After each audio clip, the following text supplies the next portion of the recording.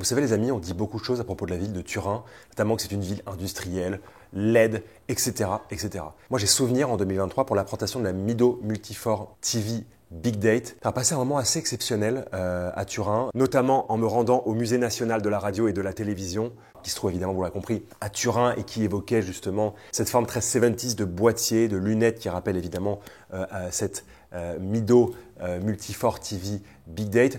Tout ça pour vous dire que, évidemment, dire ça de Turin, c'est une grave erreur. J'ai passé un moment exceptionnel à Turin, j'y suis resté quelques jours. Je ne peux que vous encourager, je promis, je ne suis pas payé par l'Office de tourisme de Turin, mais vu qu'on avait passé ce bon moment avec Mido à Turin, allez à Turin, courez à Turin, c'est une ville exceptionnelle avec plein de beaux passages cachés, beaucoup de belles infrastructures, de belles architectures et de belles tables, ce qui est évidemment très important. Tout ça pour vous dire que, après cette présentation en 2023 de la Multifor TV Big Date et quelques évolutions de cette montre, on arrive à la présentation de la Multifor TV chronographe et je vais vous dire que c'est très réussi par Mido. L'intégration du chronographe dans ce boîtier, c'est encore quelque chose de très gros, impressionnant, puissant. Mais en tout cas, le design est pleinement réussi. C'est une montre que l'on apprécie beaucoup et qu'on va vous présenter aujourd'hui. C'est seulement sur les Rabillets.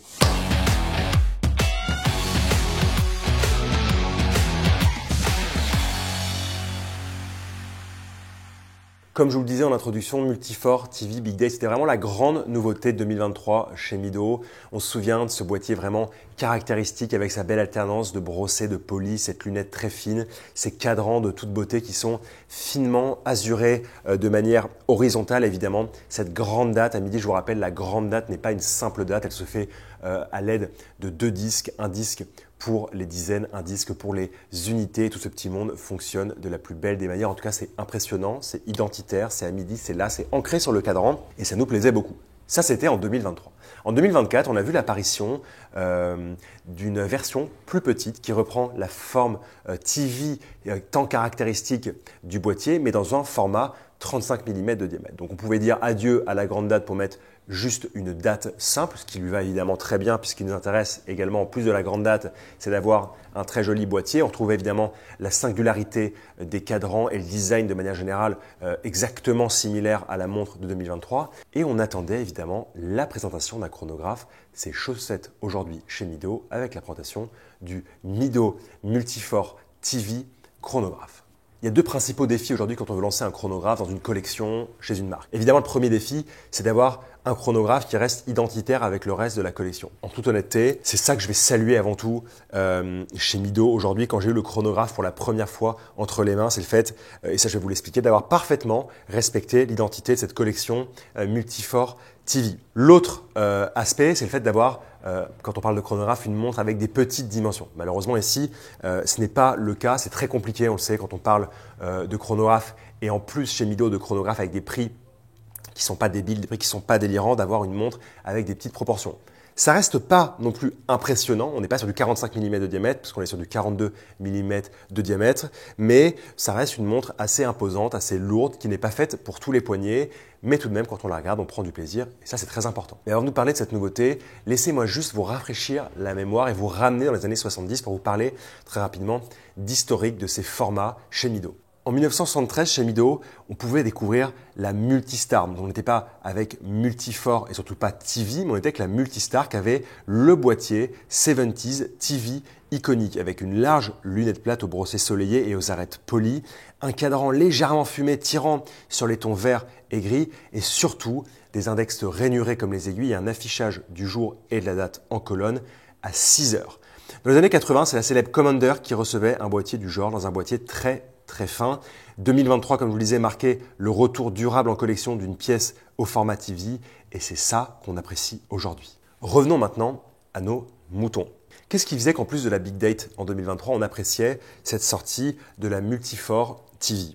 C'est le fait d'avoir un boîtier 70s, un boîtier un peu tonneau, un boîtier évidemment TV par sa forme, mais aussi la forme de sa lunette en particulier, avec un léger décrochage à midi et un léger décrochage à 6 heures. Une lunette qui est brossée sur son plat, poli sur sa tranche. Mais surtout, ce qu'on aime, ça va être les beaux détails du cadran. Premier détail qui frappe, c'est évidemment le fait d'avoir conservé ces rainures, cet azurage du cadran. Ici, ce que j'ai en la main, la version bleu foncé, donc un azurage horizontal, des index qui sont légèrement en relief avec une petite applique luminescente ronde pour la majorité des index. Mais à midi 3, 6 et 9 heures, on a des petites formes trapézoïdales luminescentes également. On va retrouver, parce qu'on a un chronographe, une échelle tachymétrique sur le réo. Alors, un peu de grande taille à mon avis, mais on le trouve, cette échelle tachymétrique, on la trouve sur le réo. On va avoir des aiguilles bâtons assez larges qui sont bien lisibles, qui vont aussi répondre un peu à la forme des index trapézoïdaux, en tout cas à leur extrémité.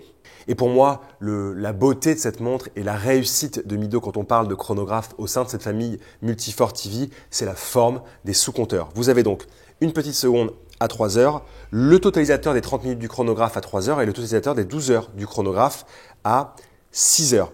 Et en fait, ces sous-compteurs, ils reprennent la forme TV du boîtier, la forme TV du cadran. Et c'est là qu'on peut saluer Mido. Vous allez me dire, évidemment, c'est très simple. Oui, mais ce n'est pas toujours le cas dans les marques de montres quand on passe au chronographe, de penser à cette belle intégration de forme dans les sous-compteurs. Donc en fait, on a une cohérence vraiment très bonne. On a un cadran qui, malgré ses informations et sa date entre 4 et 5 heures, respire. Un cadran qui est bien équilibré, harmonieux. Et ça, c'est très important. Mais les détails ne s'arrêtent pas là, puisqu'on a intégré quand même un chronographe, donc on a intégré des boutons poussoirs. Les boutons poussoirs ne sont pas ronds, les boutons poussoirs sont de forme rectangulaire. Ils sont très très légèrement incurvés, ce qui est quand même un beau détail, et ils vont avoir des biseaux qui sont polis, avec des arêtes qui ne sont pas marquées, ce qui fait qu'ils sont à la fois dans la rondeur et à la fois dans le rectangulaire, si je puis dire, donc de très jolis détails. La couronne, elle est vissée, ce qui permet une étanchéité à 10 bars, donc 100 mètres, ce qui est plutôt acceptable pour une montre de sport chronographe. Vous pouvez l'emmener dans l'eau sans difficulté. Évidemment, après, si vous voulez pousser le bouchon un peu trop loin et aller plonger avec, il est possible que vous observiez de la buée au sein du cadran. Ça, c'était pour le cadran qui est, à mon sens, très bien réussi.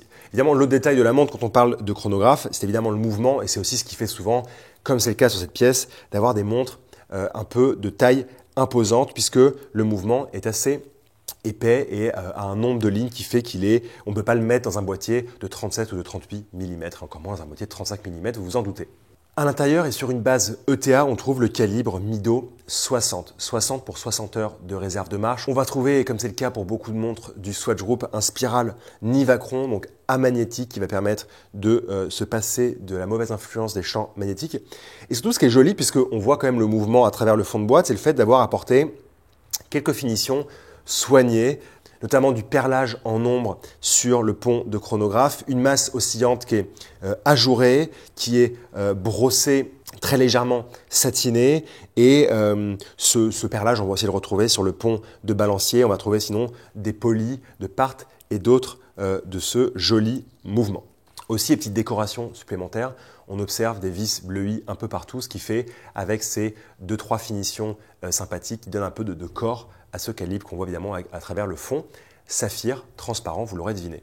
On retrouve en lieu et place du bracelet, le bracelet qu'on découvrait dans l'identité, dans le style en 2023, avec une alternance de maillons brossés en forme de hache et de maillons rectangulaires très très doux, polis, pour venir comme ça apporter de l'alternance au sein du bracelet, qui se termine par une boucle double déployante ou une boucle papillon pour les amateurs évidemment signée Mido. Cette nouvelle Mido Multifort TV chronographe, elle est proposée au prix de 2 490 €, ce qui a pris finalement assez intéressant quand on regarde la qualité de cette montre, la qualité de ce chronographe, l'identité respectée, l'identité qui est même en essence qu'on va retrouver sur les sous-compteurs. Évidemment, le fait d'avoir un mouvement de chronographe calibre 60 base ETA, donc un mouvement de qualité. Voilà. Le seul défaut que je trouve à la montre, et c'est comme d'habitude sur les chronographes, c'est le fait qu'elle soit quand même imposante. Elle ne conviendra pas à tous les poignets. Après, il y a des poignets de petite taille qui aiment les montres imposantes. Mais en tout cas, elle est réussie en matière d'identité et c'est à mon sens la chose la plus